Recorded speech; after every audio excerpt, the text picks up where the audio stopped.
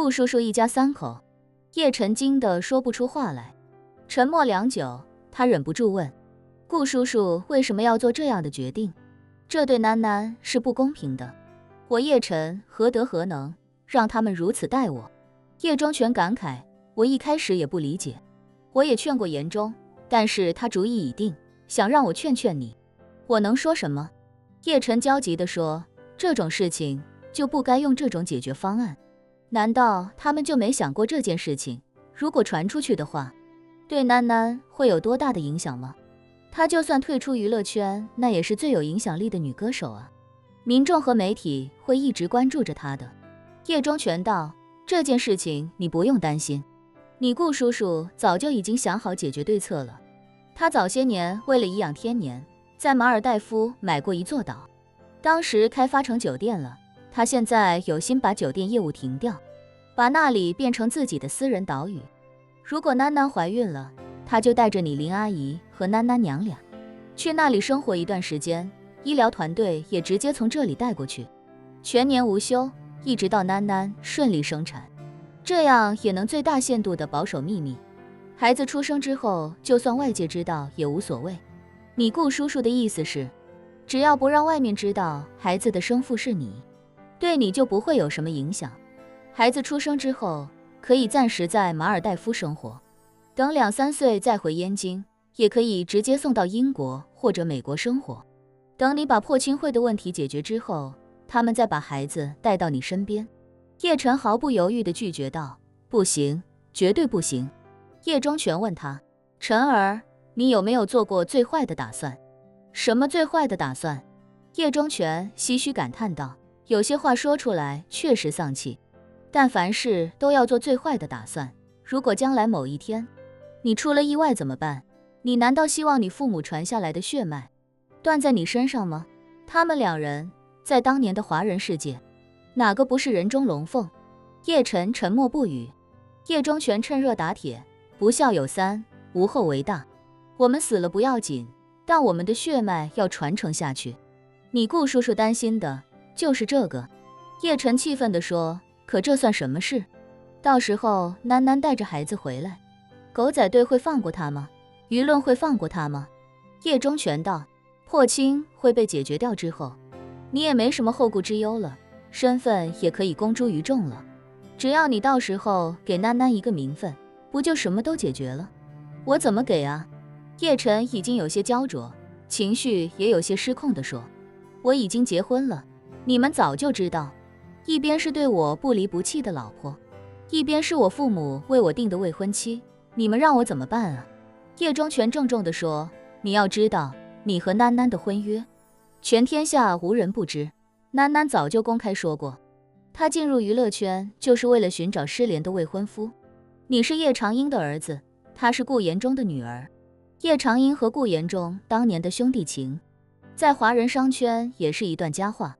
如果将来你解决了破亲会，以叶长英之子的身份公开回归叶家，公开执掌叶家，所有人都会问你一个问题，你知道是什么吗？是什么？叶中全扼腕感叹，他们会问你，大仇既然已经得报，何时迎娶等你这么多年的顾秋怡过门？你告诉我，天下人如此问你，你怎么答？你难道要告诉他们，你穷困潦倒之时，在外面娶了别的女人？你难道要告诉他们，总是顾秋怡为你付出如此之多，你依旧要对你的原配不离不弃？那你觉得天下人服你的有几个？天下人骂你的又有多少？到那个时候，萧家姑娘要面对多大的压力？有多少崇拜顾秋怡的人，等着看她与你终成眷属的人，会去她面前说3道4？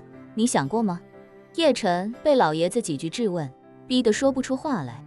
他知道爷爷说的没错，萧初然不是明星，没有粉丝。顾秋怡不一样，她的粉丝数以亿计。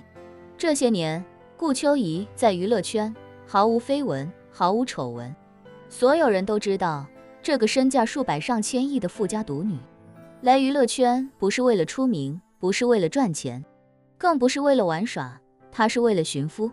也正是如此清新脱俗的背景，让许多人粉她粉到极致。可以说，娱乐圈能做到她这样的女明星，除了他，一个都没有。很多女星出道多年，也没什么绯闻和丑闻，但她们最后却嫁入了豪门，甚至嫁给大自己几十岁，比自己父亲还要大的富豪。这就让他们的洁身自好有了一层极强的目的性。这些人如何能跟顾秋怡比？谁都知道，这年头，如果你想粉一个永远不会翻车的女明星，那你就粉顾秋怡。如果将来自己叶家继承人的身份公诸于世，世人一定会问自己，你为什么不娶顾秋怡？世人也一定有人会问萧楚然，你为什么还不主动退出？叶晨一瞬间几乎崩溃，他看着老爷子，情绪激动地说道，这件事我怎么做都是错，我不娶囡囡是错，我娶囡囡也还是错，我瞒着楚然是错，我告诉他依旧错，我现在隐瞒身份还能用破亲会大仇未报来解释，可解决破亲会之后，我如果还隐瞒自己的身份，依旧是错，我究竟该怎么做？我如何才能让这一切有一个完美的结局？叶忠全从未见叶晨情绪如此低落，即便是在叶灵山跪拜父母时，他也不曾像现在这般无助。那时的他虽然痛苦，虽然愤恨，但却清楚地知道自己要做什么，有强大的信念驱使他走好接下来的路。而现在的叶晨，在他看来，就像个手足无措的孩子。他有些心疼，轻轻拍着叶晨的肩膀，安慰道，晨儿，如果人能放下过高的道德标准，很多问题都会迎刃而解。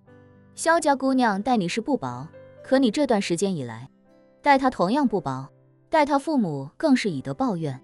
她若是真心爱你，为你传宗接代，与你携手共度余生，爷爷也没什么可说的。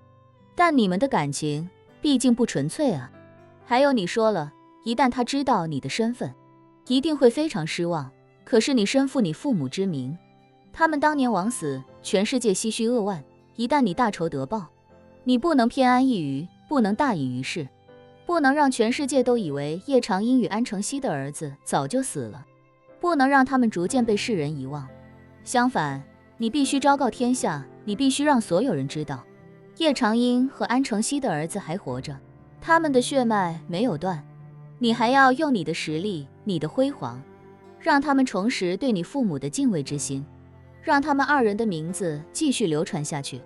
这是你为人子女的职责与义务。